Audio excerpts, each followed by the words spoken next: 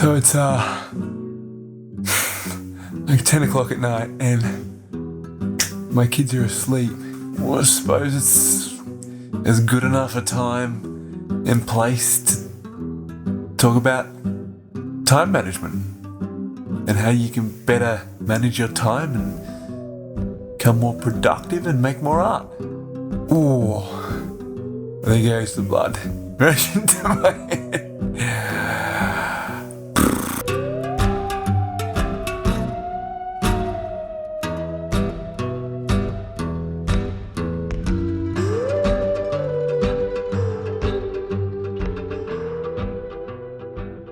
When I was a kid and my family would be heading out to soccer or a family event or a party or even to school in the morning, I would always be the last kid or the last person into the car. My mum always called me the I just gotta kid. I just gotta do this, I just gotta do that. I was always running late, almost never on time. And I realise now that there was more to it than meets the eye.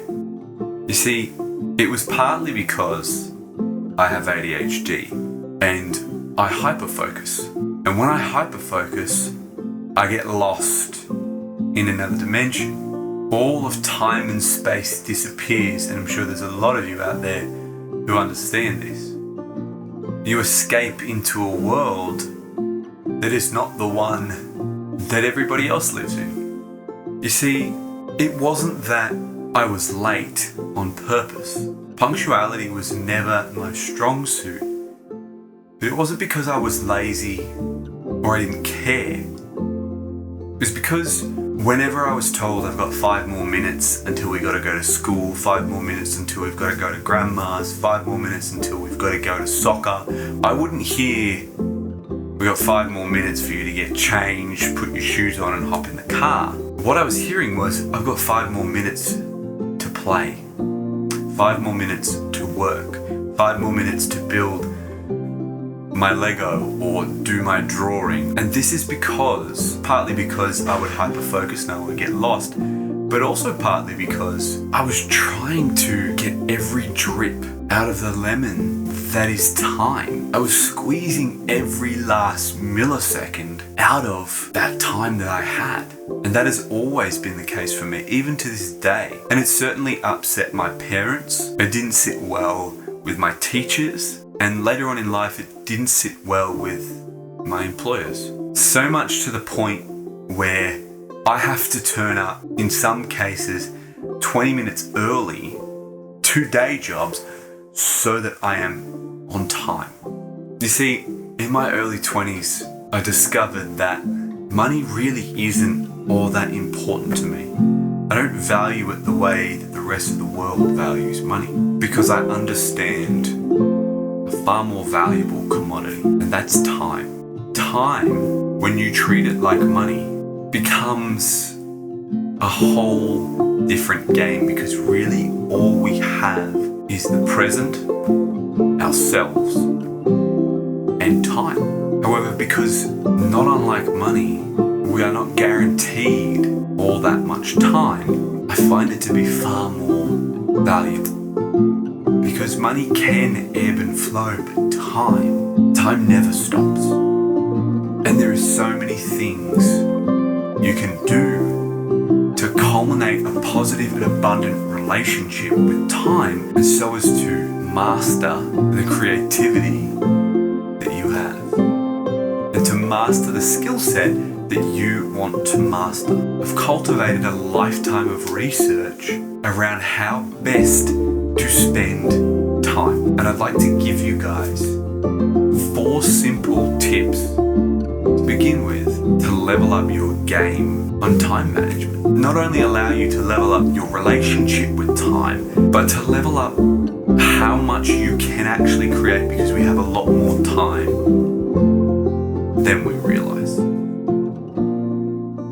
The first tip you're probably not going to see on any other YouTube video about time management.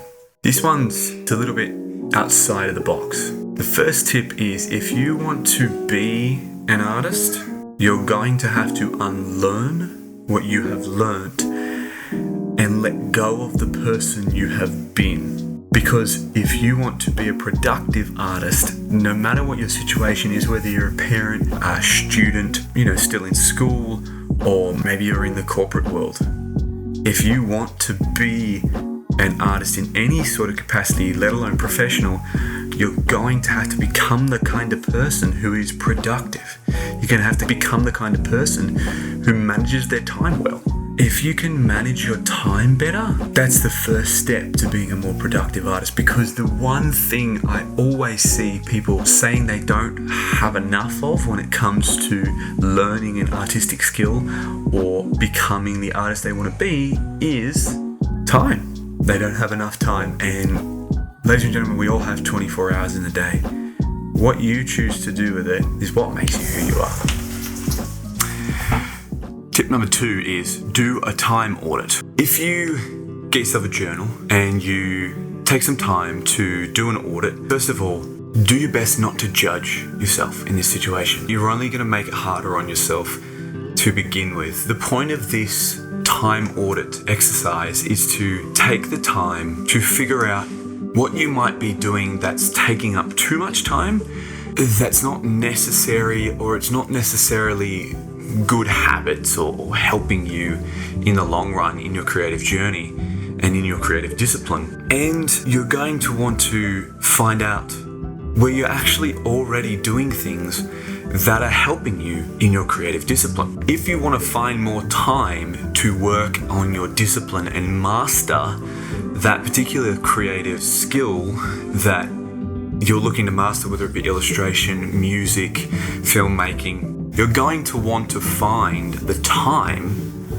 within the schedule that you already create. So if you do this for a minimum of 2 weeks, if you're really game, you can do it for like a month. But whenever I'm feeling super overwhelmed, and I'm feeling like I've got too many projects and everything's running through my head and I'm not completing anything, but I've got so many ideas and all these projects I've got to get done, all this work I've got to get done, commissions and videos and all this sort of stuff I need to do, organize an office, I try to do this time audit. So if you write down everything you do in a day for a minimum of 2 weeks, a fortnight, and like I said, you're not going to judge yourself on this. In fact, you probably, if you're one of those people that is going to judge yourself, you're probably better off just not looking at this.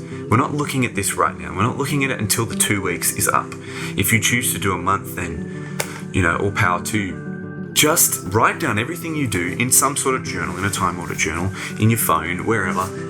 And at the end of the 2 weeks, come back to it, have a look, pragmatically and rationally, look at the patterns. Look at the places where you find yourself sitting on your phone too often, or doing too much work, or staying back at work if you've got a day job where you don't need to be, or spending time on other people's lives, other people's dreams. Whatever that may be, whatever it may be that gets in your way. And this sort of stuff can apply to any sort of creative discipline or any habit you want to build in your life. What I like to do is have a look at that time audit and write down all of the things I'd like to get done in the next month. I write in my bullet journal all of the tasks I'd like to get done in a week, a month, a year. I have pages full of like the projects, and I prioritize the projects.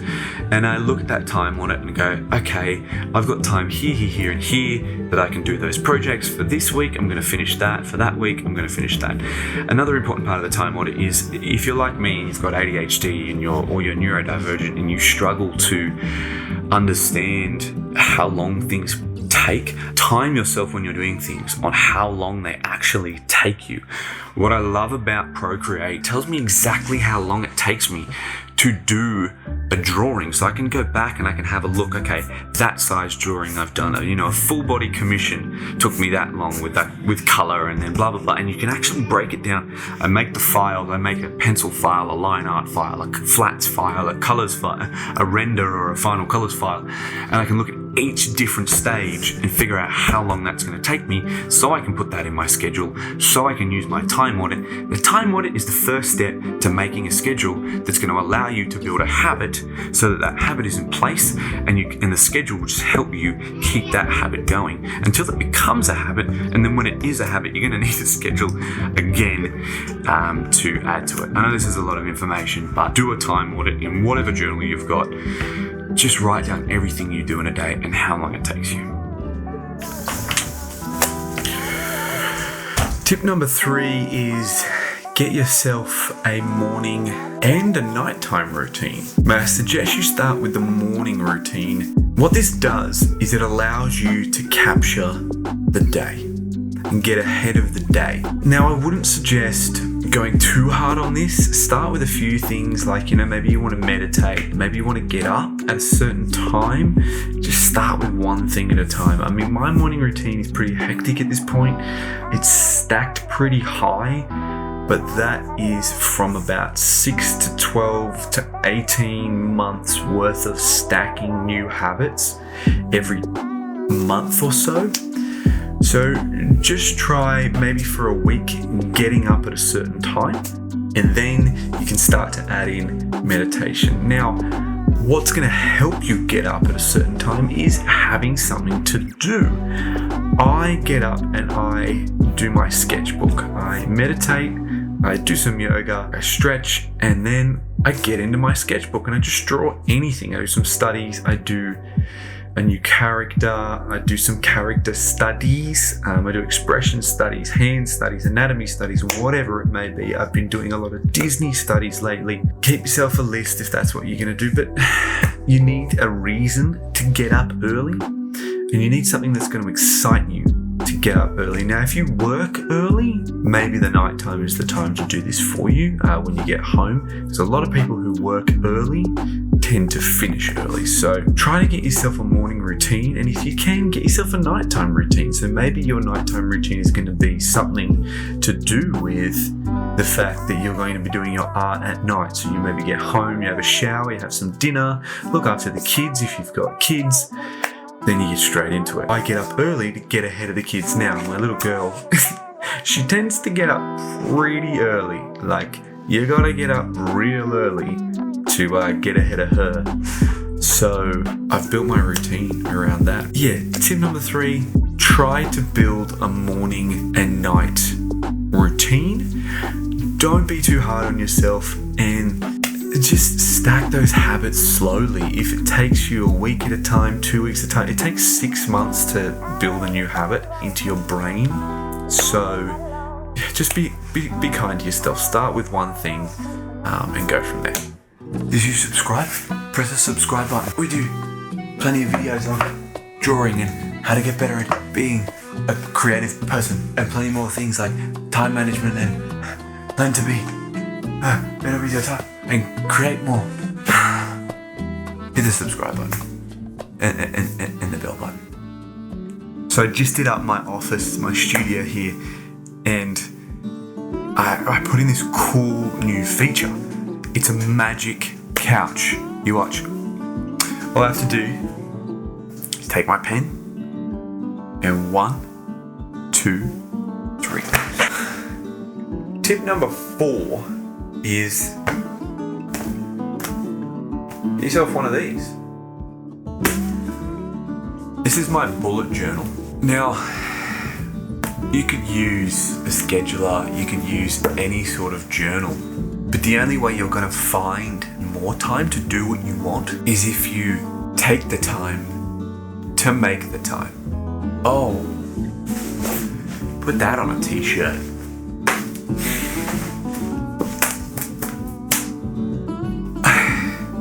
If you're not the type of person to schedule your day, then your day is going to rule you, and of course you're not going to have the time to make your art, to do your drawing, to do the work that you want to do. As I said before, if you want to become the kind of person who has the time and is productive, take the time to make the time. Come a little closer. try all of the scheduling systems you can find. Give everything a go because you don't know what will actually help. You don't know what will work for you until you try it. I've tried so many things until I found the bullet journal, and what I found is, even then, like, as good as this is, I don't know how long this is going to last, because I do have ADHD and I like to try new things, and I've noticed that different seasons of my life require different things. I have bounced between using the iCalendar on my phone and my laptop on my iCloud so I can get back and forth to it because I was never at the house, to using a bullet journal which I can use regularly every day, and I've built a habit recently of using this and scheduling this, dumping all my tasks down and then scheduling it in underneath. As Jerry Garcia said of the Grateful Dead, a routine is like searching for pearls. The goal is to try to get pearls, but most days you're pretty much just fishing for clams. And I think that's a perfect way to explain it. But if you don't have a routine or a schedule to begin with, then you're already set up for failure. If you at least try, like, I can't tell you how many days I just sort of put a schedule in place and it doesn't quite go to plan, but I still get most of what I have on my list done. Like, for instance, today, let me just have a look here. This is my daily log for today, and as I look at it, I did 1, 2, 3, 4, 5, 6 things, 7 things out of 8 things on here. So today was a good day. Look, in conclusion, your time is your time. You are the only person who is going to be able to find the time to create and to master your skills. If you want to fix the I don't have time problem, if you want to do more drawing, if you want to do more writing, if you want to find more time to be creative, it's up to you. Nobody else is going to do it for you, and hopefully these 4 tips will help you. Now, these are my 4 starter tips. If you would like me to do a more in-depth video on how you can better manage your time and what works for me, because that's really all I can teach you guys, is what's worked for me and what I've tried and what I've learned, I would love to do that for you guys. I'll do it for you. I'm happy to. But for today, I want to try something. If you made it all the way to the end, write in the comments what you think gets most in the way of you finding the time to create in your everyday. We all have 24 hours worth of time. What are you going to do with your time? Thank you so much for watching, ladies and gentlemen. I have been your host, Jordan T. Mystic. Have a wonderful day, ladies and gentlemen, and I will see you in the next one. Never forget, ladies and gentlemen, stay weird. Bonus tip, ladies and gentlemen, learn to multitask.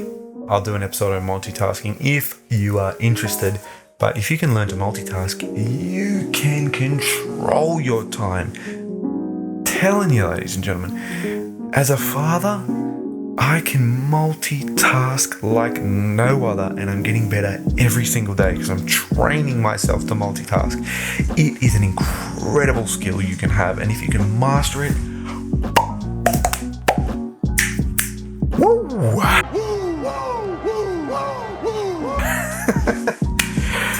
You will be a master of time, like Doctor Strange with the Eye of Agamotto. Dormammu, I've come to bargain.